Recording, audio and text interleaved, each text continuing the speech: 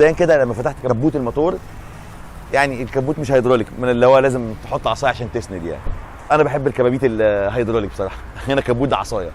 بس في ميزه لطيفه هنا كده برضو او وظريفه، ان هنا في بطانه بتمنع الحراره وبتكون عازل للصوت، فبتبقى ظريفه يعني وجود البطانه دي اللي هي بتبقى واخده الشكل الفومي ده. الفورد فوكس 2022 بتنزل بموتور 1500 سي سي، موتور تنفس طبيعي 3 سلندر، 120 حصان بيتحققوا عند 6000 لفه في الدقيقه، 151 نيوتن بيتحققوا بدايه من 1400 لفه في الدقيقه ل 4500 لفه في الدقيقه.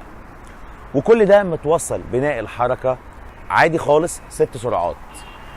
متوسط استهلاك الوقود في العربيه بيوصل طبعا الارقام الرسميه 4.7 لتر لكل 100 كيلو، وزمن التسارع من 0 ل 100 في 11 ثانيه و2 اما السرعه القصوى في العربيه فبتكون 193 كيلو متر في الساعه. شركه فورد واحده من الشركات اللي بتهتم جدا بالامان والسلامه في عربياتها، وهي بتعتبر فعلا هي تاني شركه بعد فولفو في الاهتمام بالامان والسلامه، حاجه كده اساسيه ورئيسيه في شركاتهم. وفورد واخده كمان 5 من 5 في اختبارات اليورو انكاب، فدي برضو لازم حاجه نحطها في الاعتبار.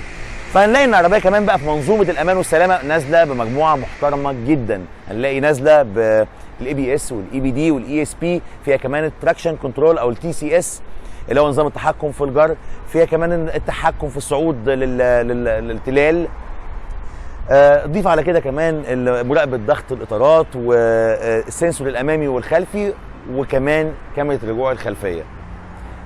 وكمان في الفئه الاعلى هنلاقي ان فيها نظام التحذير من مغادره الحراره المروريه. نسيت كمان اقول لكم انها بتنزل في كل الفئات ب6 ايرباجز.